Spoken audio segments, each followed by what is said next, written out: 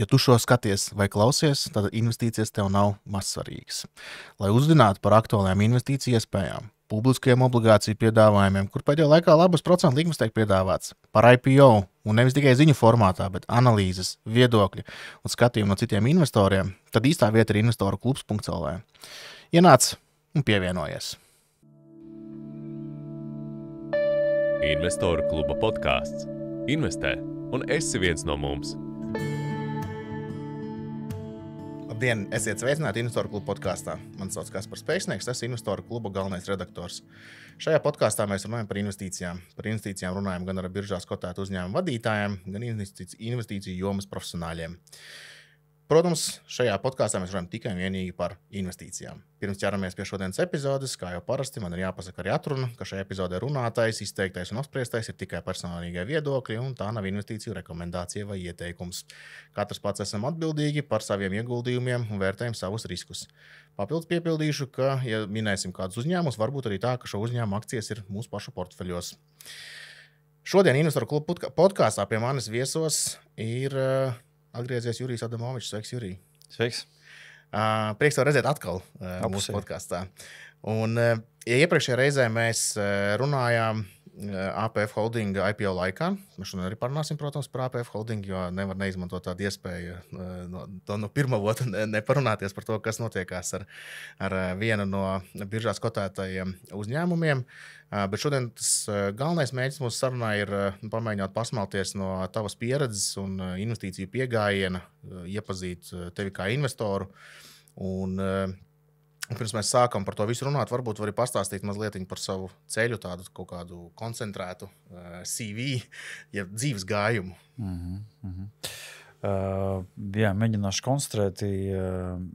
Īstenībā man tas profesionālās karjeras sākums bija valsts pārvaldē, cik tas neizskatītos varbūt pārsteidzoši. Es 4 gadus nostrādāju Finanšu ministrijā, kur uzrādīju diezgan strauju karjeras izaugsmi, diezgan ātri kļuvu par nodaļas vadītāju, tad par departamentu direktoru. 4 gadu vecumā bija departamentu direktors. Un tad sekoja darba piedāvājums Londonā. Es strādāju pēc tam Eiropas Rekonstrukcijas attīstības bankā Londonā 3 gadus. Pēc tam atgriezos Latvijā, jau kā Pāriks bankas valdes loceklis, tieši tajā brīdī, kad valsts pārņem Pāriks banku un IBRD Eiropas arī kļuva par akcionāru. Un es kādreiz pievienojos tā saucamās sliktās bankas komandai un atbildēju tur par biznesu, par aktīvu pārvaldīšanu. Attiecīgi manā pārziņā bija vairākas direkcijas, kas nodarbojas gan ar kredītu restruktūrizāciju, gan Baltijā, gan NVS. Visu pārņemto aktīvu pārvaldīšanu, tā skaitā arī developmentu. Tas gan jautrs, interesants laiks bija.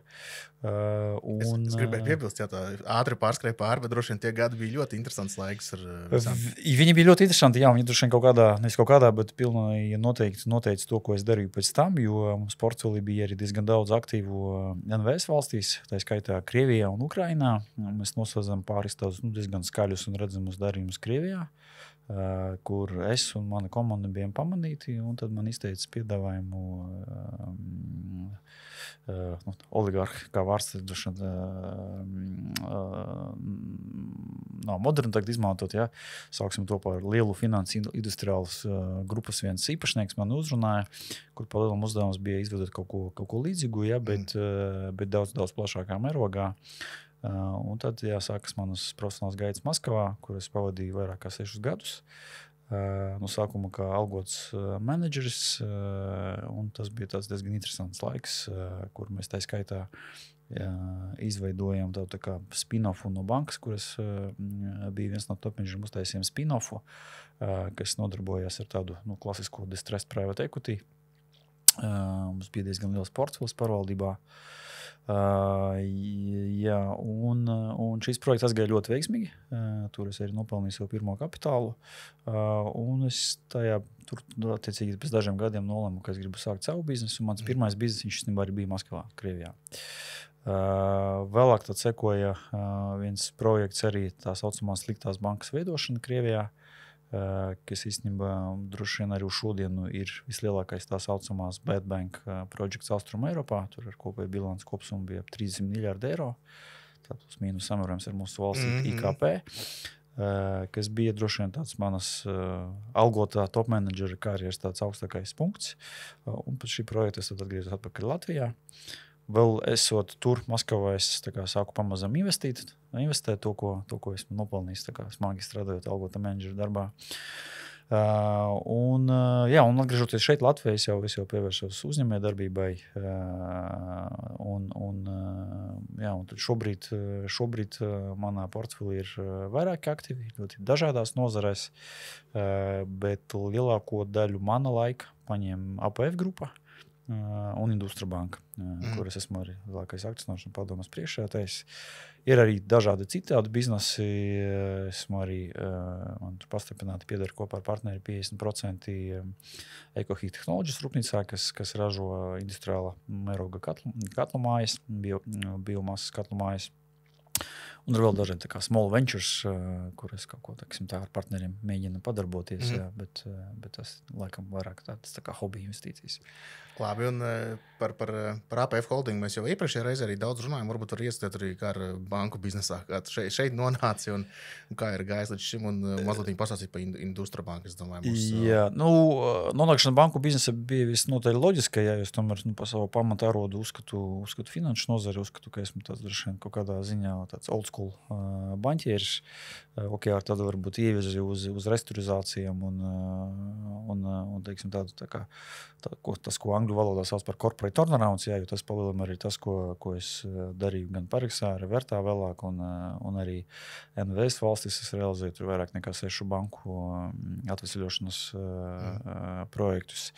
Tā kā atgriežoties Latvijā, parādījās iespēja kļūt par bankas līdziepašnieku, ko es, protams, nevaru palaist garām.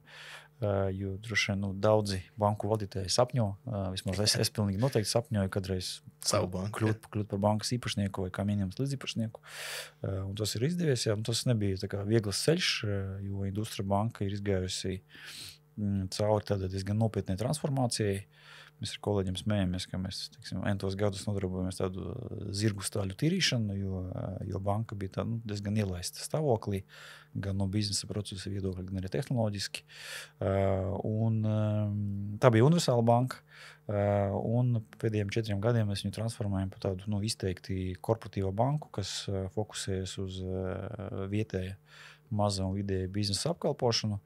Šodien mēs esam arī vienīgā banka valstī, kas 100% pieder Latvijas pilsoņiem. Otrs tāds bankas mūsu valstī nav. Un ar to mēs ļoti īpaši lepojamies. Mums arī akcionāru struktūra ir tāda, ka katram no akcionāriem ir NT biznesi dažādās citās nozarēs, kas, manuprāt, arī dod tādu papildus edge. Mēs ļoti labi saprotam, kas notiek, Mēs ļoti labi saprotam, kas kur notiek, un mēs ļoti saprotam, ko tam uzņēmuma īpašniekam, uzņēmuma vadītājiem, kādu pakalpojumu, kādu produktu viņam vajag, cik ātri viņš sagaida to servisu un kādā kvalitātē tam jābūt. Un tas, manuprāt, ir tāds competitive edge, tas, ko mēs varam piedāvāt saviem klientiem. Un pēdējos 4 gadus, manuprāt, mēs performējam ļoti labi. Ja mēs skatāmies uz tādu, investoru mēlē, tādu vienu no visvairāk izmantotiem parametriem, kā return on equity, jeb atdevi uz akcionāru kapitālu, tad jau 4 gadus pēc kārtas mēs esam top 3 valstī. Tā kā, droši vien var diezgan pārliecinoši teikt, ka tas turnaround projekts ir izdevies. Mums ir izdevies iekarot savu nišu. Un tā ir stabili augoša, ne strauji, bet stabili, lēnām augoša banka ar savu klientu bāzi, ar savu mērķa auditoriju un ar biznesa modeli, kas jau ir sevi pierādījis. Un varbūt reiz vienkārši pie nākamā jautājuma sadaļas pāriešu. Varbūt kāds sevi raksturot kā investoru vai kāds sevi uzskata par investoru? Droši vien tas, kas man arī tur, gadiem ejot ir pierādījies, visi mani mēģināja kaut kādām pasīvām investīcijām nav bijuši veiksmīgi. Es esmu mēģinājis tur kaut ko pirkt, kaut kādus papīrus, kādas tur obligācijas, tur sarežģītu struktūrēt kaut kādus papīrus, kur tev iepako tur 5-6 papīrus vienā, un tad ir kaut kādi tur thresholdi, tur cik tam akcijām ir jānokrīt, ja viņi nenokrīt, tad tu saņem kaut kādu garantētu tur 25% yieldu. Ar to visu es spēlējies, bet kaut kādā brīdī pēc tam sapratu, ka tas paņem baigi daudz laika. Tu nervozē, tad jāsēž pie ekrāna, kur jāskatās tas akciju kotācijas. Un es pirms daudziem gadiem sapratu, ka tas nav mans. Un es tomēr fokusējos uz biznesiem, Kur ir aktīvi līdzdalība jāņem? kuras es saprotu, jā, un es priekš sevis arī secināju, ka tiešas investīcijas ir tas, ko es protu, ko es saprotu. Un tas ir tas, kam esmu gatavs tur atvēlēt diezgan lielu savu kapitāla alokāciju, jo priekš manis atvēlēt lielu kapitālu nozīmē arī alocēt ļoti daudz savu personīga laika un enerģijas. Līdz ar to mans fokus ir uz tiešām investīcijām. Tas aktīvas investīcijas, kur to visu biznesa sastāvdaļu, jā. Man ir kaut kāda sava filozofija, pa kuras es tā kā cenšos pieturēties. Pastāsti to varbūt, ja var. Jā, un ja paskaties manu portfeli, jā, tad visi tie biznesi, viņi ir, zinām, arī kaut kādi konvencionāli biznesi, jā, tāpat banka, jā, tāds conventional banking, kas apkalpo korporatīvo biznesu, tur banka krieti iestāde ir tautsvencības sasensrīte, jā, tā kā pieprasījums pēc banku pakalpojumiem viņš bija, ir un būs. Putnu kopības biznesa, olu ražošana, ola ir vislietākais proteīna avots, vienalga ir karš vai miešs, cilvēkiem ir jāiet. Un ola ir vislētākais dzīvnieku izcelsmes proteīna avots. Tā kā kaut kādā ziņā tas noiets tev ir garantēts, iedzīvotāju skaits pasaulē aug strauji, lauksaimniecības zeme mums vairāk nepaliek. Tā kā tie ir, teiksim, tādi makroekonomiski fundamentāli priekšnosacījumi, viņi acīm redzami ir stipri. Tas pats, teiksim, siltuma iekārtu ražošanas biznesa, arī mēs esam tajā geogrāfijā, kur ziemā vienmēr ir augsti, tev vajag siltumu, tev vajag sildīt ūdeni, ar to tas arī tas produkts, ko mēs ražojam, ir zinām pārliecība, ka viņš vienmēr būs pieprasīts. Tā kā man ir diezgan grūti pierunāt uz kaut kādām tādām inovatīvām avantūrām, venture capital veidīgiem kaut kādiem projektiem, high-tech, jo es cenšos nelīst tur, kur es neko nesaprotu. Laikam, tas tā kā Warren Buffett type approach, jo, ja es nemaldos, viņš arī tā kā viens no viņam tiem pamatprincipiem ir investē tajās lietās, kuras tu saproti. Es arī kaut kā empiriski esmu pāris reizes apdedzinājies un nonācis, ka ir jāinvestē tur, kur tu saproti, un ideāli tur, kur tu spēj kaut ko ietekmēt un kontrolēt. Vai atceries arī savu pirmo tādu, labi, iesāksim vienkārši pirmo investīciju, citiem prasīs varbūt vērtspapīri vai vēl kaut kur, un kā tā izvērtās? Droši vien tāda, priekš manis naudiskā izteiksmē jūtama investīcija un jūtami pazaudēta nauda bija, mēs ar dažiem studiju laiku draugiem, kad bija tas nekustamā īpašuma bums, 7. gads, man ir izdevies kaut ko nopelnīt, es tajā visā haipā, strādājot vasaras brīvlaikos un studiju laiku Amerikā, nopelnīju tur diezgan uz tiem laikiem pieklājīgu kapitālu, ka tagad atceros pa 18,000 nopirku vienistabas dzīvokli Juglā. Tur pēc 1,5–2 gadiem es viņu pārdevu pa 60. Tad nopirku vēl 2 dzīvokļus, tur vienu klusajā centrā, vienu Imantā jaunajā projektā. Paņem kredītus, protams, kā jau tajā laikā bija moderni, bet man liekas, pat šodien tās cenas vēl nav atgriežās tajā līmenī. Tad arī apmēram ap to pašu laiku mēs ar vēl 3 studiju laiku draugiem, katrs sakasiem, man liekas, tur pa 25 vai 35 tūkstoši eiro katrs, un nopirkam kaut kādu 1 vai 2 dzīvokļus vienā projektā Baltezerā. To visu naudu mēs pakāsām, jo tas projekts netika realizēts, mēs vienkārši visu norakstījām. Tas bija ļoti sāpīgi. Man toreiz bija kaut 24, man liekas, bija toreiz gadi. Tas bija sāpīgi. Bet bija arī kaut kāds lielāks? Nezinu, šodien skatos, ir kaut kāds lielāks atziņas no tā, vai tā vienkārši to tā, toreiz es biju ļoti jauns, jā, un tā bija tāda pirmā jūtama krīze arī no mūsu valstī, mūsu tautsniecībai, un toreiz man liekas visiem likās, ka tas pieaugums katru gadu viņš tā kā turpināsies, jā, un tev vienkārši tajā haipā jāinvestē, tur jāņem leverage un viss būs labi. Tagad, jā, kad man ir 40 plus, saprotu, ka dzīve tas tā nenotiek. Tas tā nenotiek, jā. Labi, ļoti labs piemērs, jā, un varbūt vari, protams, pieskāries jau kaut kāds old school approach vai Warren Buffett tipa, varbūt vēl ir kāda, nezinu, sava filosofija, pie kuras tu pieturies kaut kādas lietas, kas noteikti neaiztikt investīciju jomā vai Nu, man ir kaut kādi, kā daudziem citiem cilvēkiem, kaut kādi savi morāli principi. Es viennozīmīgi nekad neguldīšu naudu jebkādos projektos, kas ir saistīti ar kaut kādu cilvēku atkarību un vaibu izmantošanu. Tur alkohols, tabaka, ieroči, azartspēļas. Viss, kas veicina cilvēku atkarības, tas grēku biznesi. Grēku biznesi. Nu, man vienkārši liekas, ka tas ir amorāli. Ja? Un ir daudz uzņēmēju, kas ar to ir nopelnījuši tur milzīgus kapitālus. Nu, manuprāt, pēc tam atmazgāties arī ar baznīcu būvniecību un muzeju būvniecību ir diezgan pagrūti. Tā kā priekš manis tas ir no starter. Ja? Es nekad savu naudu tur nelikšu. Nākamais ir un es šīs filozofijas pieturos gan investējot, alocējot savu naudu, gan arī, kad mēs ar kolēģiem bankā lemjam par kredītu piešķiršanu, man ir svarīgi, kam es naudu dodu. Konkrēti personība, cilvēks, viņa track records, vai viņš piedošana ir kādu uzmetis vai nav uzmetis, vai viņš vienmēr pa saviem parādiem ir norēķinājies, kāda viņam ir reputācija tirgu. Tas ir ultra svarīgi. Jo jebkurš Excelis, jebkurš investīciju prospekts, smuka prezentācija izturēs da jebko, jā, bet gala rezultātu eventuāli tu naudu dot konkrētam cilvēkam.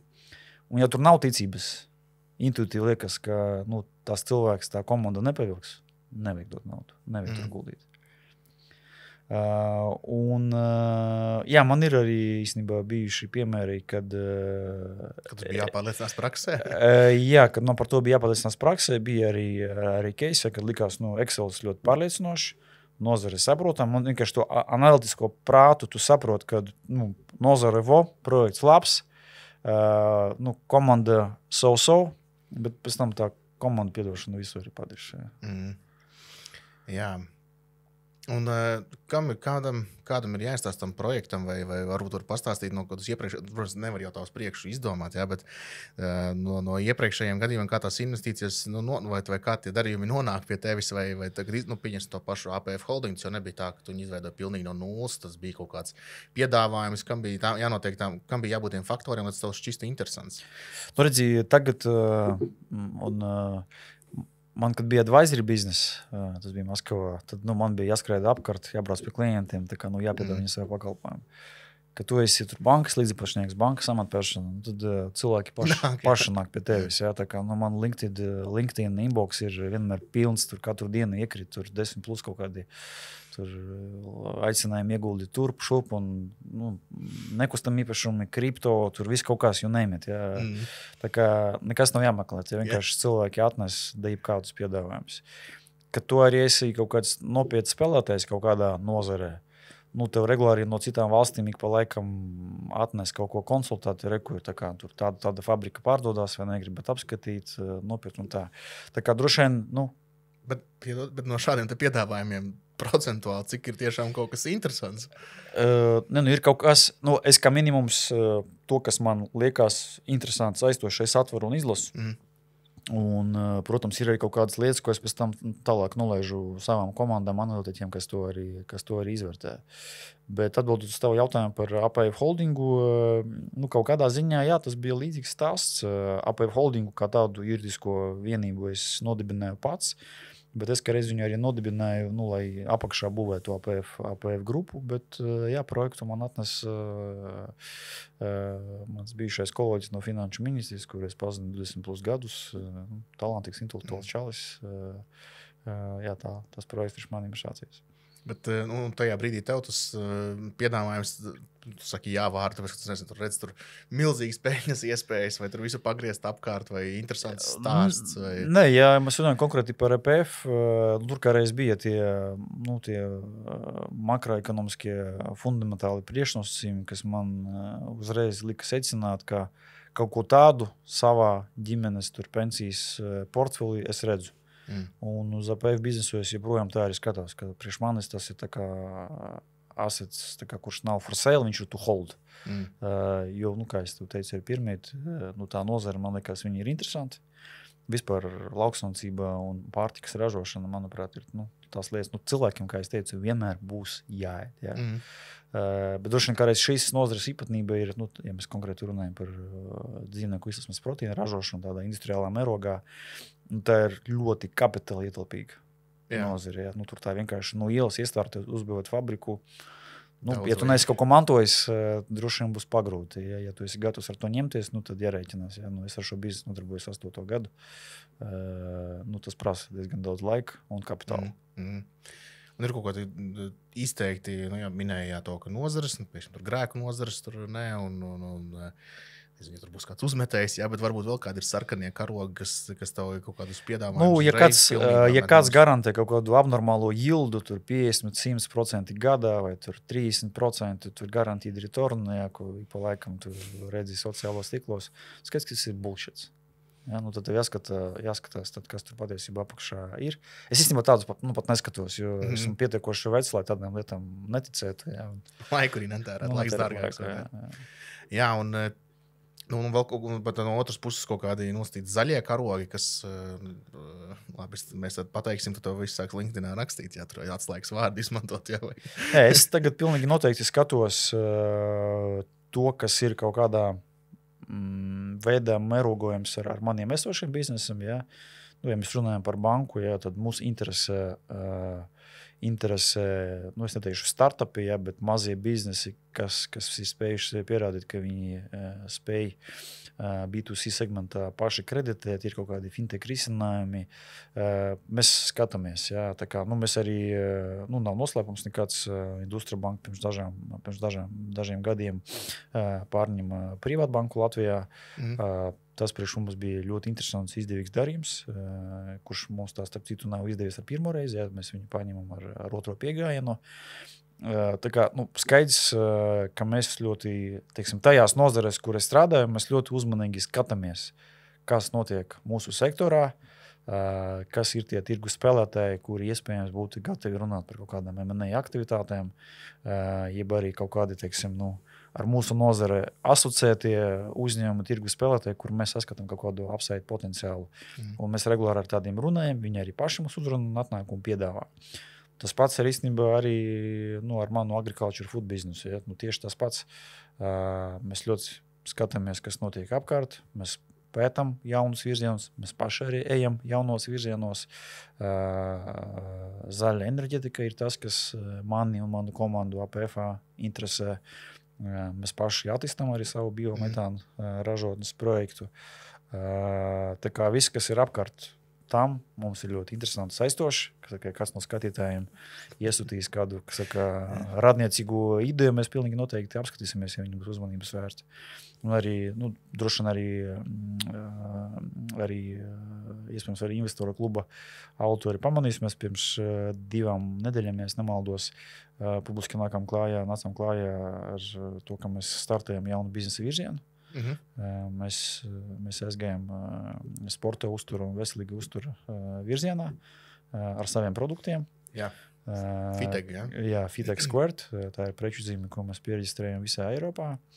Un tā galvenā platforma ir fitech2.com. Jā, tas ir tāds pieteikums starptautiskā ekspansijā. Jā, mēs plānojam šo biznesu būvēt starptautiski. Patreiz tie produkti ir pieejami 3 valstīs - Igaunijā, Latvijā un Lietuvā. Bet nākošais gads mēs plānojam paplašināties arī plašākā geogrāfijā. Un mēs skatāmies ar tādu lielu optimismu šajā virzienā. Jā, tad to domu vertikāla integrācija, vai ne? Viens ir vertikāla integrācija, otrs ir skaidrs, ka lauksaimniecība kā tāda, ja mēs runājam par tādu primāro lauksaimniecību, tā ir tā, low margin business. Ja? Pārtikas ražošana, pārtikas produktu ražošana, tur rāda pievienoto vērtību. Un tu arī pats atzīmē, ja kaut kādā ziņā mēs mēģinām būvēt to vertikāli integrēto ķēdi, ja, ka priekš mums APF grupas ietveros kaut kādām biznesa līnijām ola kļūst par izēvielu. Ja? Un attiecīgi tajos produktos mēs pievienosim papildus vērtību un mēģināsim nopelnīt pa kārtu lielāko maržu. Labi, vēl pie APF Holdinga atgriezīsimies, bet vēl gribēju pajautāt, vai tas līdz šim, par ko runājām, tas ir privātas investīcijas, no tāda ziņā to, ka tā nav publiski kotēta vērtspapīra, izņemot APF Holdingu, kurš jau ir, jā. Bet arī viņi jautājums iet uz to, vai pats arī veids ieguldījums no publiski kotētos vērtspapīros, citas akcijas, obligācijas, atbalsti Baltijas biržu. Patreiz ne. Kaut ko simboliski es tur varu paspēlēties, lai atbalstītu kolēģus, kas arī iet cauri IPO, bet es nemēģinu veidot kaut kādu ļoti lielu portfoliju. To iemeslu dēļ, ko es minēju. Ja, es vienkārši, ja godīgi arī, uzreiz pēc IPO droši vien kaut kādas 2 nedēļas, kad es tur katru dienu tur sāku ar to, ka taisīju Nasdaq mājaslapu, spiedu tur stundā refresh. Skatīju, kas tas padomāju, bļāviens, tādu laika patērēšanu. Man ir lietas, ar ko nodarboties. Un es vairs to nedaru. Es labākā gadījumā, reizi nedēļā, piekdienu ieju, paskatos tur, kā pa nedēļas dienām, kāda bija tā tirdzniecības dinamika, kā mūsu papīrs tirgojās.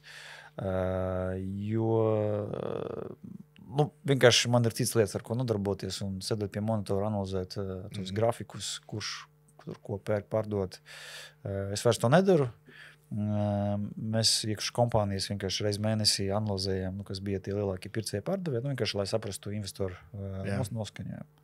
Jā, tad man nāk prātā, es podkāstu klausījies, un tur viens stāstīja arī par, kurš iegūda tieši uzņēmumus, kur tā kā ģimene vai viens īpašnieks ir lielākais, kurš kontrolē, un tad attiecīgi tas ir viņa tā kā ģimenes stāsts vai viņa paša veiksmes stāsts un uzņēmums.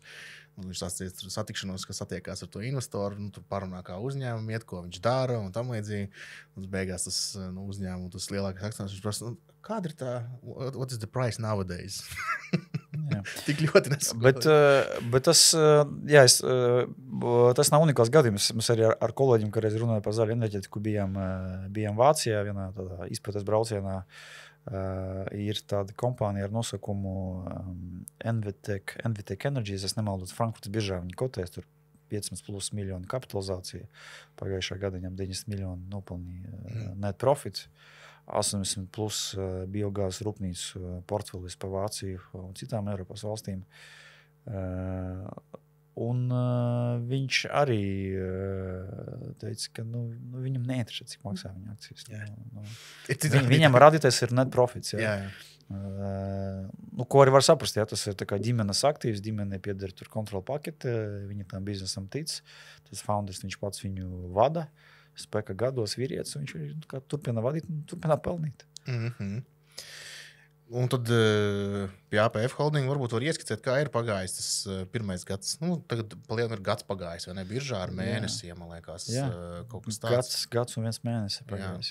Kaut kādas, atziņas vai sajūtas būt biržā. Vai nekas jau beigās baigi nemainās? Ja pavisam atklāti sajūtas ir ļoti dalīts, no vienas puses ir forši, un droši vien dibinot kaut kādas jaunas korporatīvas attiecības ar sadarbības partneriem, jo īpaši lieliem cienījumiem uzņēmumiem, kuriem ir miljardu apgrozījums, kad tu apbrauc tikšanos un tu saki, we are Nasdaq listed company, izrada papildus cieņu tev. Tas ir patīkami. Vai izņemot to equity kapitālu, ko mēs esam piesaistījuši investīciju realizēšanai, es redzu kaut kādus benefitus? Man atbildi ir nē. Jā, ir kaut kāds papildus loks komandai, kas attiecas uz investor relations, un tur viens otrs investors ir palaikam kaut kādu e-pastu uzrakst. Tā kā, to mēs darām, jo tas ir mūsu pienākums to darīt. Bet pa lielam, that's it. Ja? Es neredzu nekādu baigot citu ieguvumu, izņemot to, ka mēs esam piesaistījuši to kapitālu. Kas ir fine, jā. Tas arī bija mērķis piesaistīt to kapitālu, lai projektu realizētu, jā, un mēs tikai tuvojamies investīciju fāzes noslēguma posmam. Paldies par tādu godīgu atbildi. Jā, un kā iet ar šo noslēgumu fāzi? Mums ir nelielas novirzes. Kopumā nobīde būs kaut kādi 3-4 mēneši, kas droši vien tāda izmēra CAPEX projektam ir ok. Mēs jau novembrī nodevām eksploatācijā šķidro produktu cehu un jauno noliktavu. Tā kā tas ir on track, tas iet pēc plāna.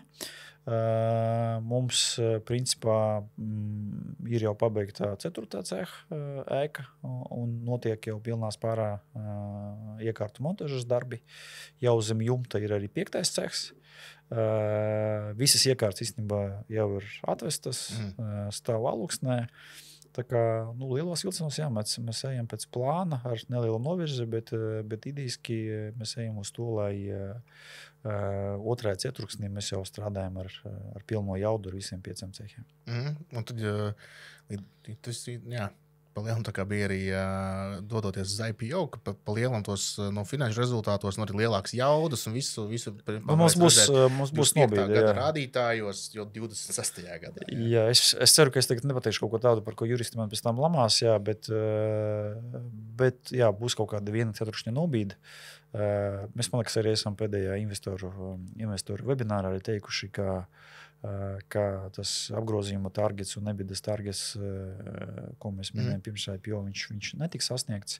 Palielam 2 iemeslu dēļ. Jā. Viens ir, ka mums ir tā 3-4 mēnešu nobīde 2 cehu nodošanā. Plus Ukrainas dempinga efekts, kas principā ļoti būtiski iedragāja pirmo pusgadu.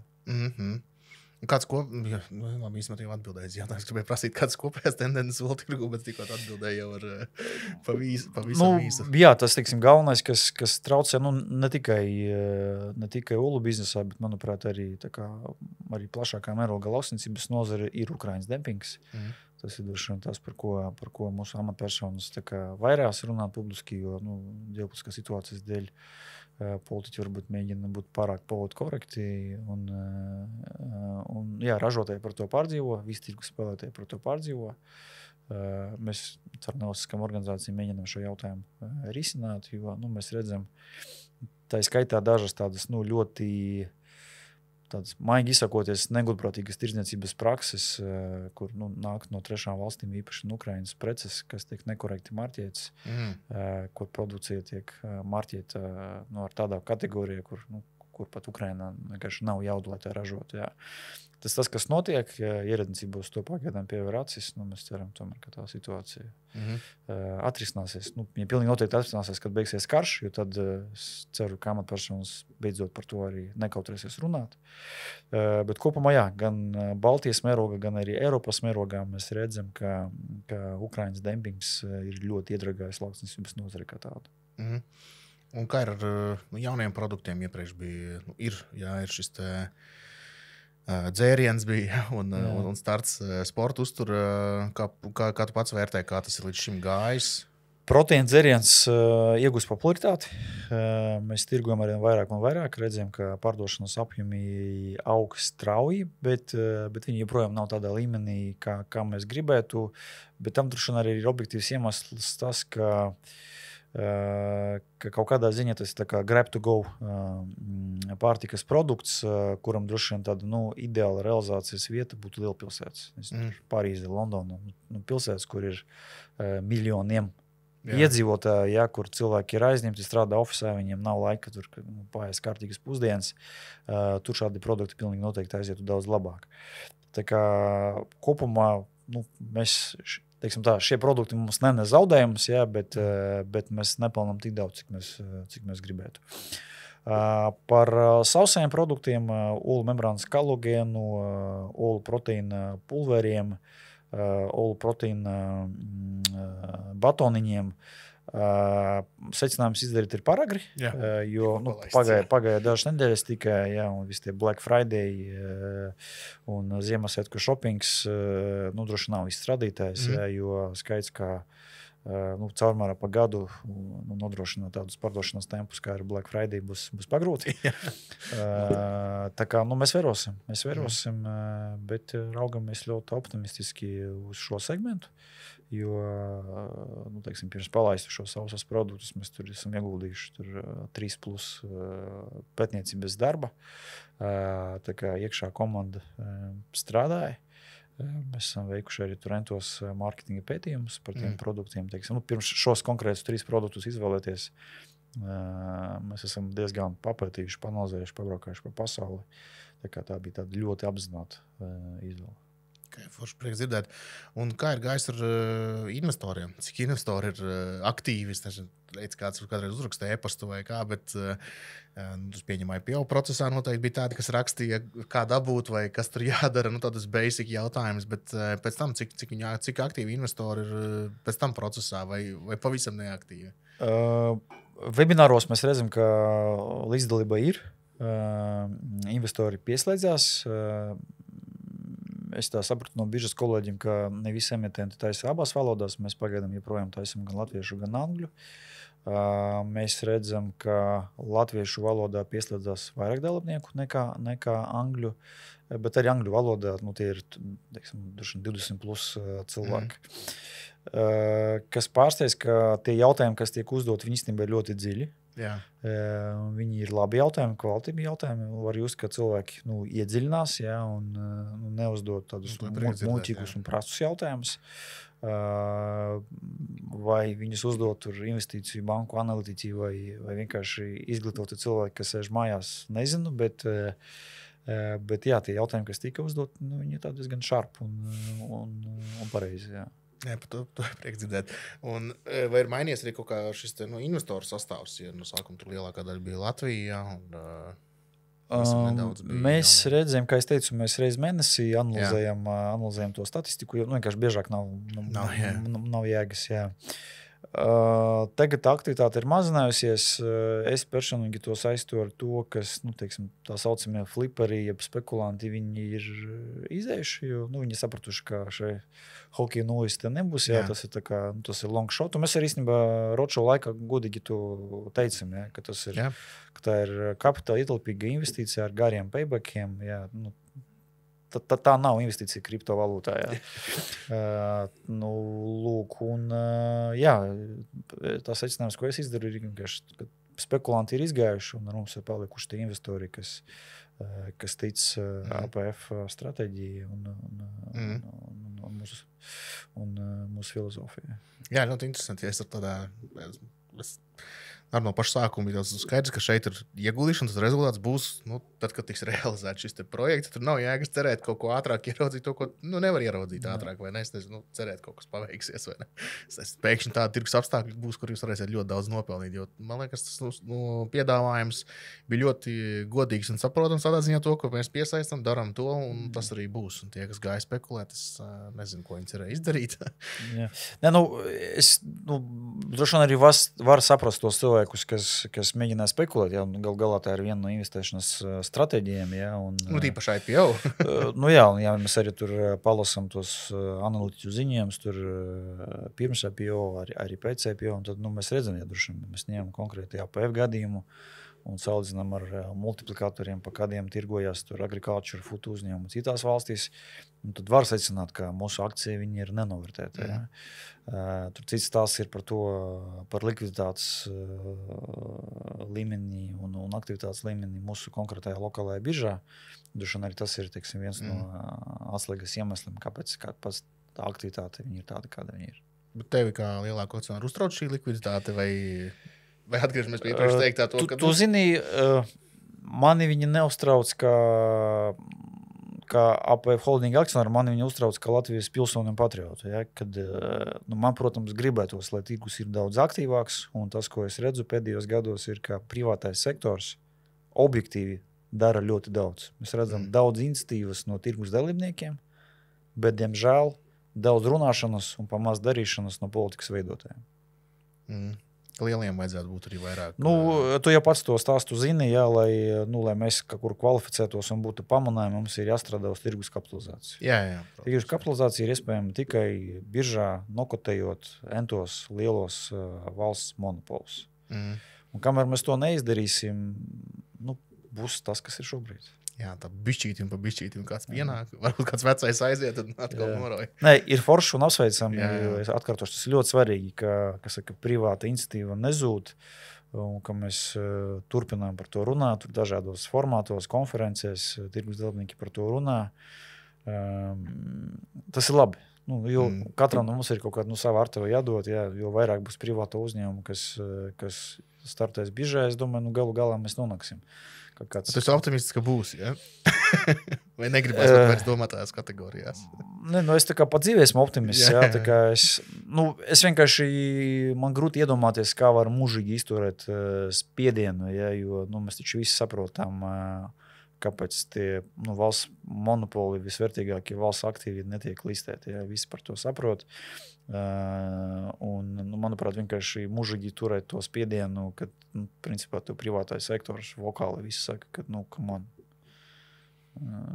Tam ir kaut kāda jānotiek, ja? Jo manuprāt, arī tur pašreizējā koalīcija tur savā tur prioritāru sarakstā kaut ko tādu ir iekļāvusi, ja, ka tur kaut kādam tur gadam ir kaut kāda strateģija. Jā, ir tur ļoti ambiciozs mērķis, kurš tā kā jo vairāk laiks iet uz priekšu, jo lielāks rodās bažas, ka to varēs izpildīt. Jā, bet tas mans points ir, ka jo vairāk privātais sektors ar savu piemēru radīs, ka tas ir jādara, jo vairāk visas tur nozaru asociācijas, tur finanšu nozaru asociācija, tur visi citādi kapitalistiskie veidojumi turpinās pilināt, tam ir jānotiek.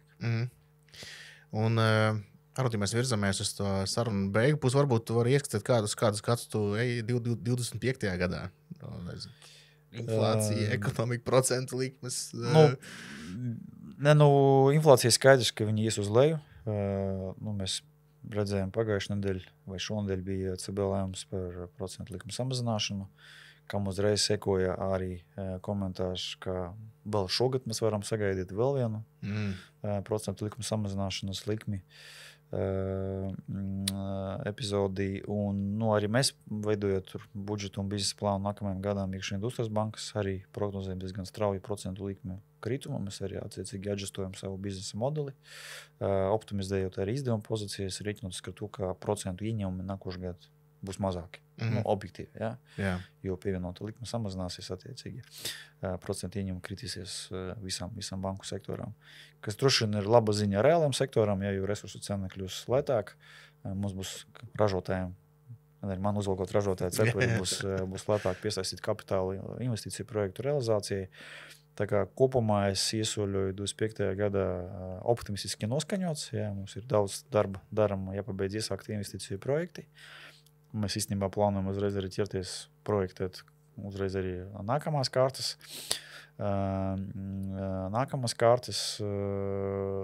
Skaidrs, ka viens no galvenajiem topikiem paliks ģeopolitiskā spriedze, jo tas, ko es arī jūtu, ka tie investori, kas varbūt, ir tur 1000+ kilometru no mūsu geogrāfijas, viņi pagaidām nav gatavi alocēt šeit savu kapitālu. Mēs droši vien to arī redzam pēc kaut kādiem pēdējiem tur nekustamā īpašuma, komerces nekustamā īpašuma darījumiem, ka tie darījumi, kas notiek, paliem tas ir Baltijas kapitāls. Ja? Tā ir tāda ļoti konkrēta indikācija, ka ārvalstu kapitāls, jo tālāk no Latvijas, jo piesardzīgāks viņš ir noskaņots.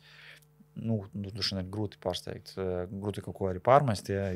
Parasti saka, es iekāpjot savās kurpēs, agrākā portfeļu pārvaldnieks. Es iedomājos, es pats tagad sēdētu tur vienalga Zviedrijā vai Londonā un pārvaldīt portfeli un nākt ar kādu ideju. Tur Baltijā tāda interesanta iespēja, tik lēti novērtēts. Ja? Un nedod Dievs kaut kas notiek, droši vien tā tad būs man pēdējā darba diena. Tur. Tie riski. Jā, tāpēc tādā ziņā grūti kaut ko pārmest tiem ārvalstu institucionālām kapitālam, kas ļoti piesardzīgi skatās. Bet tas ir vietējiem iespējas, vai ne? Tas ir iespējas vietējiem, manuprāt, jā. Un es redzu, un arī bankas pusē mēs redzam, ka ir arī tā skaitā vietējais reģionāls kapitāls, kurš mēģina kapitalizēt šo situāciju, kas ir fine. Protams, jā.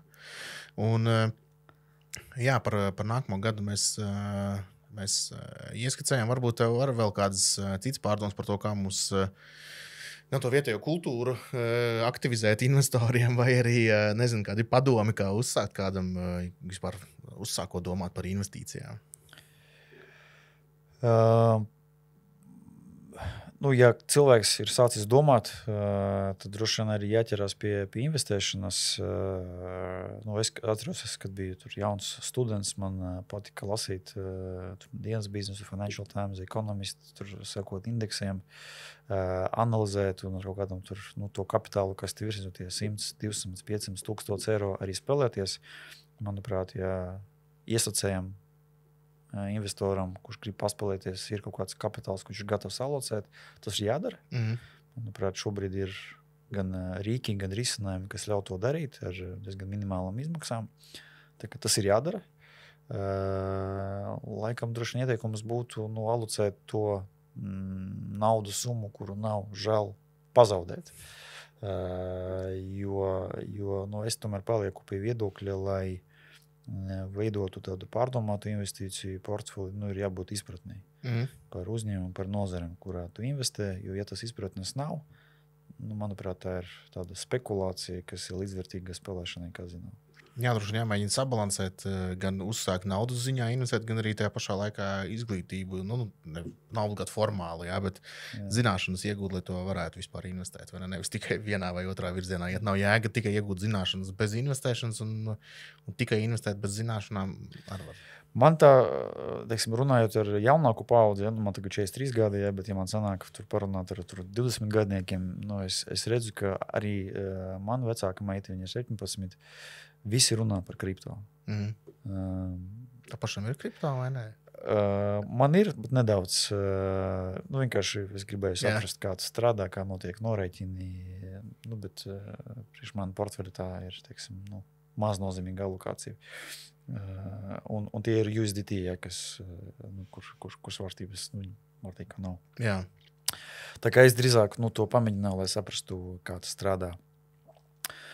Jā, bet es redzu, ka jaunāka paudze uz to skatās, ka tādu ļoti populāru aktīvu klasi, kurā spēlēties, droši vien kā es pirms 20 gadiem ar nekustamo īpašumu, kas saka, sagaidot uz ātras uzvaras,